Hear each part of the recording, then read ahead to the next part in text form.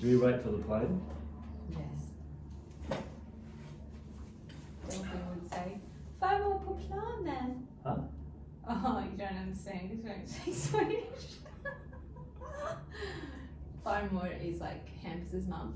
Right. And the plane is planen. Okay. So, 5 more är på planen. Ja. That's what Delphi would say right now. Y hablaré contigo en español, entonces nos juntos ser muy compulsado. ¿Cómo estás? Qué bien, ¿y tú? ¿Y tú? Muy bien, muy bien. Qué bien. Qué bien.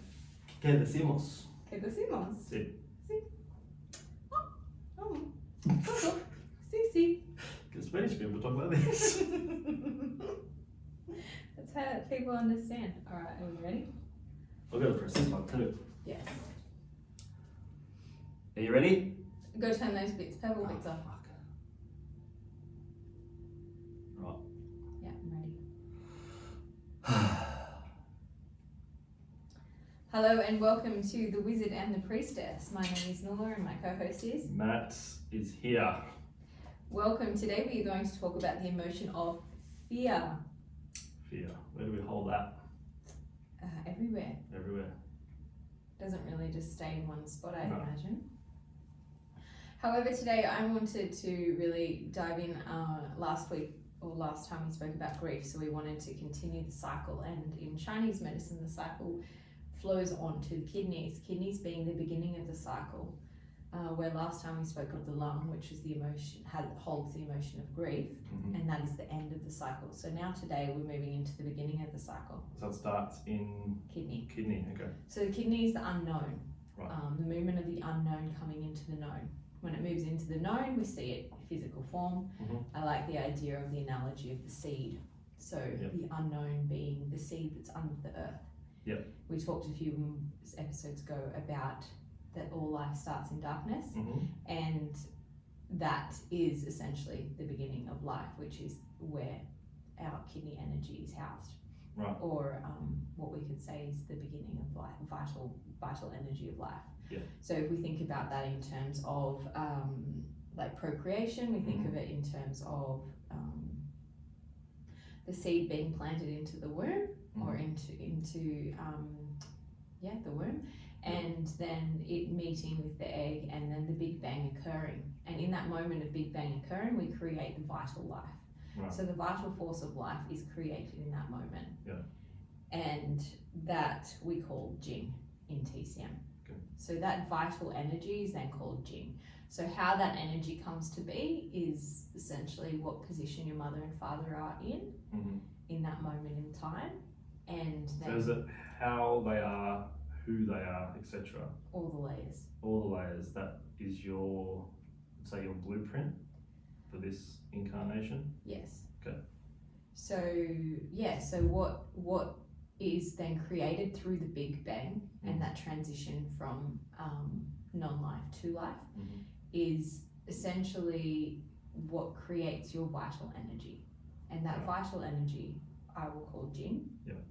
And that Jing is essentially your life force. So that is with you for your life. That's your chi. Your life chi. Okay. Your life force chi. Yeah. So that life force chi is called Jing. Is that Jing you're born with like a certain amount of it? Yeah, that's the thing. Okay. Yeah. So you're born with a certain amount. You're aiming for it to last you 100 years. Okay. And then if it doesn't last you 100 years, it's because you probably burnt it out. In our way of life, in our world, we do burn that out quite quickly. Is that the first 20? Yeah, I mean, probably first 35, I reckon we're probably hitting 50. Yeah. And then all of a sudden we die at 50 and we're like, oh my God, they were so well and healthy. Well, they were maybe well and healthy from the perspective of what we see is normal. But actually we're just burning things away. Yeah. And so one of the big emotions that I find quite commonly is sort of like a bit of a sinister emotion, because it sort of sits underneath a lot of emotion. Fear is one of those ones that you don't really pinpoint it straight away. It's not like, oh yeah, I'm really afraid. That can be the case when things are happening, but and ideally it's there. It's a really great functioning human emotion. Well, it's there to keep you alive. Totally, just Yeah. like grief is, it's a way of release and letting go. Mm. It's all there for letting go and acceptance of what was and what is. And then the same with fear. But the way that we see fear working and the functionality of fear is the way that you would consider the perception of danger. Yeah. So we want to be able to perceive danger. That is really important. We need to be able to run from a bear if a bear is coming for us. We need to be able to move out of the way if a car is coming. Mm. We need to be able to action and move quickly. And what ends up happening is we get stuck in that place. Mm. And instead of it being a functioning from that thing that is like, I'm afraid of something, I move from that, we are in this kind of cycle of fear. Yeah, And it's perpetual. Yeah, and that then in our world, when it's overdone, we become immobilized. We become, and when it comes to fear, we can move into all like fight, flight, or freeze. But a lot of the time we end up being immobilized by fear. We're incapable of actually actioning anything. The other way that fear can go when it's sort of underactive and we don't actually have enough is when we are so the example that I've been told, and I actually have an example of this of a friend of mine who told me this, and I'm going to tell his story, but he was in South America and he was slightly inebriated and he was really wanting this taco. And they're like, sorry man, we don't have cash, like we only take cash. And he's like, oh, where's your closest ATM? And they're like, oh, it's just out in like a little town away. These guys can take you to it. He's like, yeah, sweet. So he gets in the car with these two guys, slightly inebriated, but no question. Gets in the car and ends up taking, they're like, okay, yeah, so you'll need to take $400 out. And he's like, oh, okay. And he just takes his money out and he gets back and he's like, okay, my taco. And the guys are like, are you okay? So yeah, he's, oh yeah, I just had to pay them some money. And I don't think at the time he realized how much that money was, because obviously, I think might have been pesos or something, but obviously in his state. But that is an indicator of an underactive perception of danger. Yeah. Where he's just like been robbed and had no idea. He's aloof to the idea of the fact that there was any danger going on. I admire his desire for the taco. Well, I mean, I understand that desire, but so in that moment it was a bit of a that is when it's underactive. Yeah. So your alarm system's essentially turned off. Totally. And then when the alarm system turns, it's on to the point where it's like someone's pressing it constantly. Well, that's when we can probably go into that next aspect. But before I get there, reminding of like the perception of danger is a big aspect of fear, and that is essentially what we need. So we need to be able to perceive danger well, so that we can then function from that place, so that we can allow newness to come through, and we can allow new life and new experience and all of those things to happen, because we can go, okay, I can perceive what this could be, and I'm okay, I'm going to move through it, I'm going to walk through that fire. And a lot of the time in our world, it is so scary out there.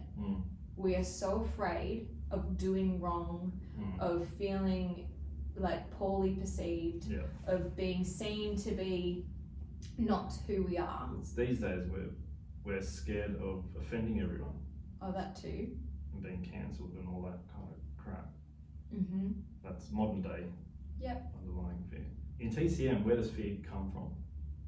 Like, how does it come about? being? Yeah. Well, I would say that we have this idea of the perception of danger being the functionality of the kidney energy. Kidney energy encompassing the whole renal area, well, including what I would say includes not only the kidneys, but includes the adrenals, includes the uterus and the ovaries. What about the ureters? Yeah, that's included too. Making sure. So we throw it like it's all in there. All inclusive. All inclusive. Yeah. Obviously. What about the bladder? Is that? Yeah, so the bladder is the yang organ, where the kidney is the yin organ. Right, okay. So we have the yin and yang of the whole element, and that element is the water. Right. So the water element is the start of I was going to say the season, but the water element is the start of the cycle, which brings life in from the unknown to the known. And so